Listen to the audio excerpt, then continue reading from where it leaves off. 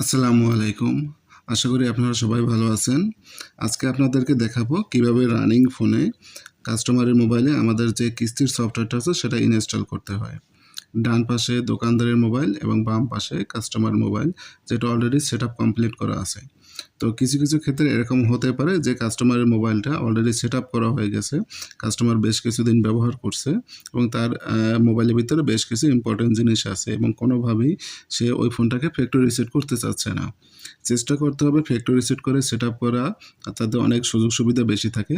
আর যদি কোনোভাবেই কাস্টমারকে কনভিন্স না করা যায় যে মোবাইলটা ফ্যাক্টরি রিসেট করে সেটআপ করা, কেবলমাত্র সেসব ক্ষেত্রেই রানিং ফোনে সেটআপ করবেন। তো চলুন কিভাবে সেটআপ করতে হয় সেটা দেখে নিই। প্রথমে দোকানদারের অ্যাপ থেকে অ্যাড কাস্টমারে যাব।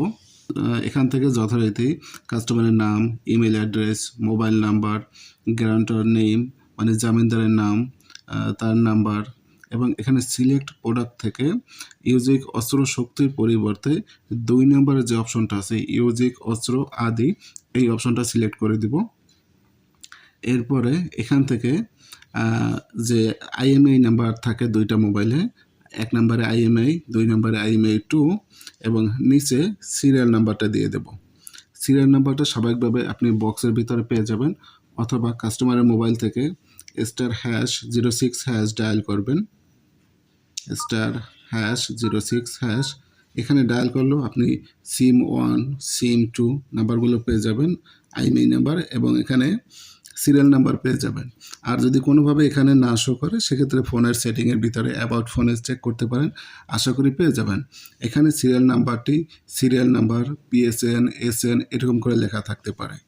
তো আশা করি আপনি সিরিয়াল নাম্বার এবং আইএমইআই নাম্বার দুটো এখানে টাইপ করে দিতে পারবেন। তারপরে আমি আমার মোবাইল থেকে এই ডিটেলস দেখে এখানে আইএমইআই নাম্বার এবং যে সিরিয়াল নাম্বারটি আছে এখানে টাইপ করে দিয়ে অ্যাড কাস্টমারে সাবমিট করে দিয়ে কনফার্ম করে দেব।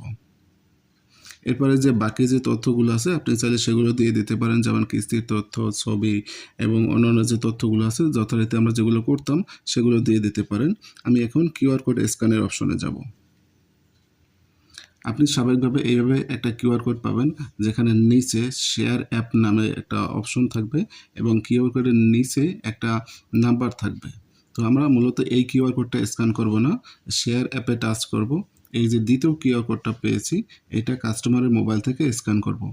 স্ক্যান করার জন্য আপনি যে কোনো একটা স্ক্যানার ব্যবহার করতে পারেন। আপনি যে গুগলের যে ক্যাম থাকে সেটা তারা স্ক্যান করতে পারেন, অথবা ম্যাক্সিমাম ফোনের ভিতরেই একটা স্ক্যানার অপশন থাকে বাই ডিফল্ট হিসেবে। আপনি যদি নোটিফিকেশনটা নিচের দিকে নামান এবং এগুলো স্ক্রল করে দেখেন, এখানে কোথাও না কোথাও একটা স্ক্যানার থাকতে পারে। তো তাহলে আপনার আলাদা করে ডাউনলোড করার প্রয়োজন হবে না। আর যদি না থাকে সেক্ষেত্রে গুগল প্লে স্টোর থেকেও ডাউনলোড করে নিতে পারেন। তো আমার এই ফোনে দেখতেছি অলরেডি কিউআর কোড স্ক্যান করার একটা অপশন আছে। তো আমি কিউআর কোড স্ক্যান করার অপশনটা ওপেন করে দিলাম এবং এই কিউআর কোডের এখানে নিয়ে স্ক্যান করে দেব। স্ক্যান করে দেওয়ার পরে আপনি নিচে দেখতে পাবেন একটা অপশন আছে ওপেন। এটা ওপেন হবে কোনো একটা ব্রাউজারের মাধ্যমে, যেটাই হোক না কেন আপনি জাস্ট ওপেন করে দেবেন, অথবা একটা লিঙ্ক পেতে পারেন, সেই লিঙ্কে টাচ করে ওপেন করে দেবেন। লিঙ্কটা ওপেন হতেই আপনি একটা অপশন দেখতে পাবেন, যেখানে এরকম একটা স্ক্রিন থাকবে এবং নিচে ডাউনলোড করার একটা অপশন থাকবে।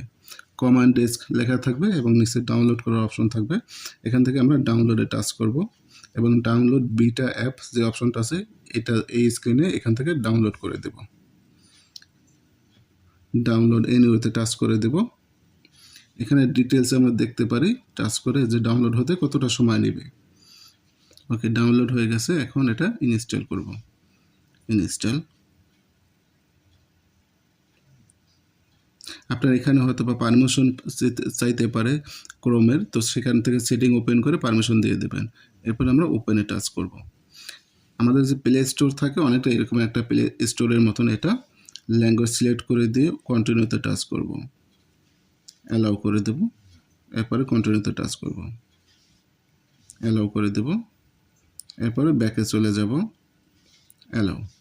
তো উপরে আমরা এখানে সার্চ করব command desk, COMMAND space DESK। আমি স্পেলিংটা এখানে ডিসপ্লেতে লিখে দিব, আপনারা দেখে নিতে পারেন। একটা নীল কালারের অ্যাপ এবং ডান পাশে ডাউনলোডের একটা অপশন আছে, এখানে আমরা টাচ করে দেব। একটু অপেক্ষা করব এই অ্যাপটি ডাউনলোড হওয়ার জন্য। ওকে, আমরা এখন দেখতে পাচ্ছি সফটওয়্যারটি ডাউনলোড হয়ে গেছে।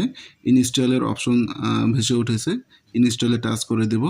ওকে, ইনস্টল হয়ে গেছে। এখন আমরা ওপেনে টাচ করব।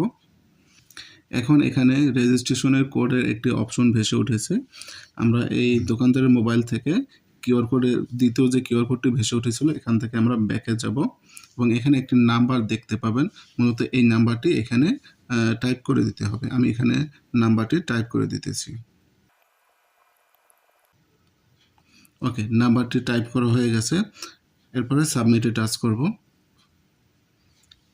অ্যালাউ করে দেবো। এখান থেকে আমরা উপর থেকে ম্যানুয়াল সেটআপে টাচ করে দেব। এরপরে আবারও রেজিস্ট্রেশন নংয়ের এখানে আমরা পুনরায় ওই নাম্বারটি টাইপ করে দেব।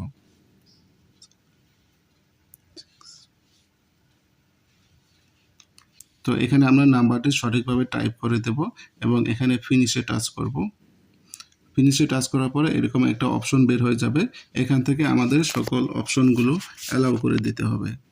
প্রথম যে টিক চিহ্ন দেওয়ার জায়গাটি আছে, এখানে আমরা টাচ করব এবং নিচের দিক থেকে active this device admin app এখানে টাচ করে দেব। এরপরে প্লিজ টার্ন অফ যে অপশনটি আছে, দ্বিতীয় যে টিক চিহ্নের জায়গাটা, এখানে টাচ করে দেব। উপরে সেটিংয়ের যে অপশনটি আছে, এখানে টাচ করে দেব। এখান থেকে প্রথম অপশনটা অফ করে দেব। এখানের অপশনটি অফ করার ক্ষেত্রে যাদের ফোনে ফিঙ্গারপ্রিন্ট অথবা প্যাটার্ন সেট করা আছে, এখানে সেই ফিঙ্গারপ্রিন্ট এবং প্যাটার্নটি চাবে। এরপর আমরা এখান থেকে ব্যাকে চলে যাব। এরপরে তৃতীয় যে টিক চিহ্ন দেওয়ার জায়গাটি আছে, এখানে টাচ করব এবং এখান থেকে কমান্ড ডেস্ক যে অ্যাপটি আছে, এখানে টাচ করব, অ্যালাউ করে দেব। ব্যাকে চলে যাব। এরপরে পরবর্তী যে অপশনটি আছে, এখানে টাচ করব। এখান থেকে ব্যাকে চলে গেলে হয়ে যাবে। এরপরে ব্যাটারি রেস্ট্রিকশন পারমিশন এখানে টাচ করে দেব। এখান থেকেও ব্যাকে চলে গেলে হয়ে যাবে। এরপরে গিভ ব্যাটারি সেটিংস পারমিশন এখানে টাচ করে দেব। গো টু সেটিংয়ে যাব। এখান থেকে টার্ন অফ অ্যাট 90% যে অপশনটি আছে, এটি অফ করে দেব। আমরা চাই না যে এই অ্যাপটি বন্ধ হোক। যদি এরকম কারো কোনো অপশন না থাকে, সেক্ষেত্রে আপনি ব্যাকে চলে গেলে হয়ে যাবে। এরপরে গিভ অ্যাক্সেসিবিলিটি অপশন যেটি আছে, এখানে টাচ করে দেব। অ্যাক্সেসিবিলিটিতে টাচ করব।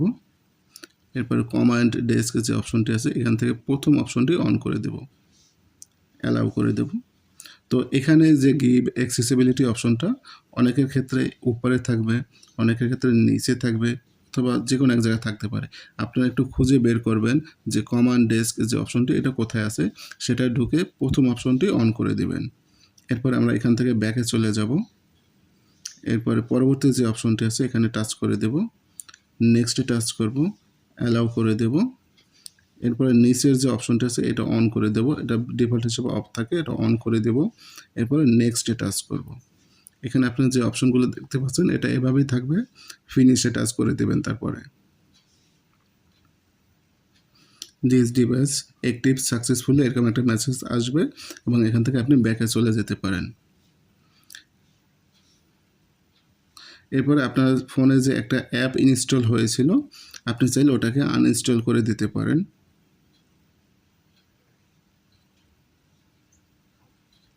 এই যে ইনডাস যে অ্যাপটি আসছিল, এটি আপনি চাইলে আনইনস্টল করে দিতে পারেন। আমি আনইনস্টল করে দিলাম। আনইনস্টল করার পূর্বেই এটা অটোমেটিকলি লক হয়ে গেছে। আপনি দেখতে পাচ্ছেন মোবাইলটির লক স্ক্রিনে চলে আসছে। আমরা দোকানদারের মোবাইলের অংশে যাব। এখান থেকে ব্যাকে চলে যাব এবং একবার রিফ্রেশ করে নেব। উপরে ডান পাশে টাচ করে, উপরে যে ডান পাশে অংশ আছে, এখানে টাচ করলে রিফ্রেশ হয়ে যাবে। অথবা আপনি ব্যাকে গিয়ে আবার যদি কাস্টমার লিস্টে ঢোকেন, সেক্ষেত্রেও অ্যাপটি রিফ্রেশ হয়ে যাবে। কাস্টমার নামের উপরে টাচ করব এবং ভিতরে ঢুকলে আপনি লক এবং আনলকের অপশনগুলো দেখতে পাবেন। এখান থেকে আনলকে টাচ করে দেবেন, সাবমিট করে দেবেন। তাহলে কাস্টমার মোবাইলটি আনলক হয়ে যাবে।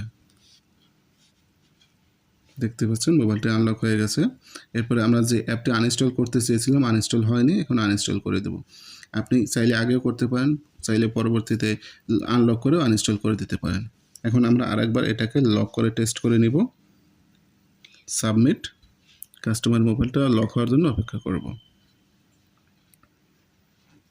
দেখুন লক অবস্থায় আছে। এখান থেকে চাইলেও ব্যাকে যাওয়ার সুযোগ নেই। ব্যাকে গেলে মোবাইলটা ডিসপ্লে লাইট অফ হয়ে যাবে। আশা করি আপনারা বুঝতে পারছেন কীভাবে রানিং ফোনে সফটওয়্যার ইনস্টল করতে হয়। কারো যদি বুঝতে সমস্যা হয় অবশ্যই জানাবেন। ভালো থাকবেন। আসসালামু আলাইকুম।